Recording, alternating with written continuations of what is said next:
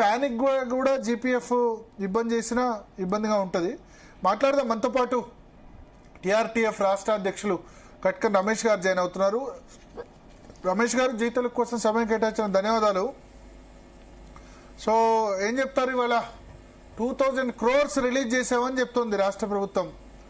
So credit 1-2 days లో కావచ్చు. దీనివల్ల మోస్ట్లీ ఇష్యూ రిజాల్వ్ అవుతుందా?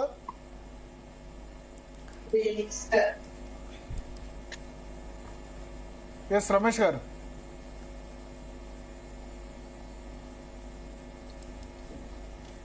రమేష్ గారు చెప్పండి సార్, వినబడుతుందా? ఇప్పుడు వినొస్తుంది సార్, ఇప్పటి వరకు లేదు, ఇప్పుడు వస్తుంది. మొత్తం 2000 crores రిలీజ్ చేసామని చెప్తుంది రాష్ట్ర ప్రభుత్వం.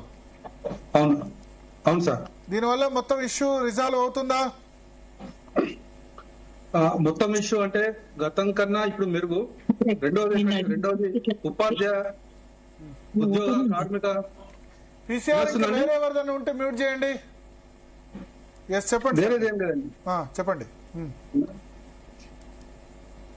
రాష్ట్ర ప్రభుత్వము ముఖ్యంగా గౌరవ ముఖ్యమంత్రి వర్యులు, ఉప ముఖ్యమంత్రి వర్యులు జాయింట్ యాక్షన్ కమిటీతో పెట్టినటువంటి సమావేశంలో తీసుకున్న నిర్ణయాలు అమలు పరుస్తున్నటువంటి సందర్భంలో మేము జాయింట్ యాక్షన్ కమిటీగా సంతృప్తి వ్యక్తం చేస్తున్నాం. ఈ రోజు ఉప ముఖ్యమంత్రి గారే తానే స్వయంగా 2000 crores విడుదల చేసినట్టు వాళ్ళు ప్రకటించారు. ఇది వారు ఇచ్చినటువంటి హామీ. 100 రోజుల్లో పెన్షనర్లకు సంబంధించి 6000 crores విడుదల చేస్తామని చెప్పడం జరిగింది. అందులో భాగంగా విడుదల చేసినందుకు భవిష్యత్తులో కూడా అంటే ఇంకా పూర్తి స్థాయిలో కూడా మిగతా పెండింగ్ బిల్లులకు సంబంధించి కూడా మరో దఫా పూర్తిగా వచ్చే అవకాశం ఉంది. కనుక ముఖ్యంగా ఏంటంటే ఇచ్చినటువంటి మాట ప్రకారంగా రాష్ట్ర ప్రభుత్వం నడుచుకోవడం. ఆ రోజు గౌరవ ముఖ్యమంత్రి వర్యులు కూడా జాయింట్ యాక్షన్ కమిటీలో ఒక మాట స్పష్టంగా చెప్పారు. ఇది నిజంగా రిటైర్ అయినటువంటి ఉద్యోగులకు సంబంధించి వారి యొక్క బెనిఫిట్స్ మీద చాలా ఆశలతో ఉంటారు. మన ఆర్థిక పరిస్థితి మంచి లేనందున మనం ఇవ్వలేకపోతున్నాం, అది కరెక్ట్ కాదు. వారి యొక్క డిమాండ్ గాని వారి యొక్క బాధ గాని సమ్మతమైంది. వారికి ఎట్టి పరిస్థితుల లోపల మనం ముందుగా చెల్లించాలి. అవసరం అనుకుంటే రెగ్యులర్ ఉద్యోగులు కొంత సహనం పాటించాల్సిన అవసరం కూడా ఉంటది అని చెప్పడమే కాకుండా మాట ప్రకారం నిల్చుంటాము. ఏదైతే మాట ఇస్తున్నానో 100 రోజుల లోపల 6000 crores పెన్షన్లకు సంబంధించి చెల్లిస్తామని చెప్పడం జరిగింది.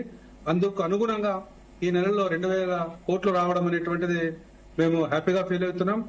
ఇదే తరహా జాయింట్ యాక్షన్ కమిటీలో వచ్చినటువంటి ప్రతి సమస్య పరిష్కారానికి ప్రభుత్వం ముందుంటుందని చెప్పేసి మేము ఆశాభావాన్ని వ్యక్తం చేస్తున్నాం.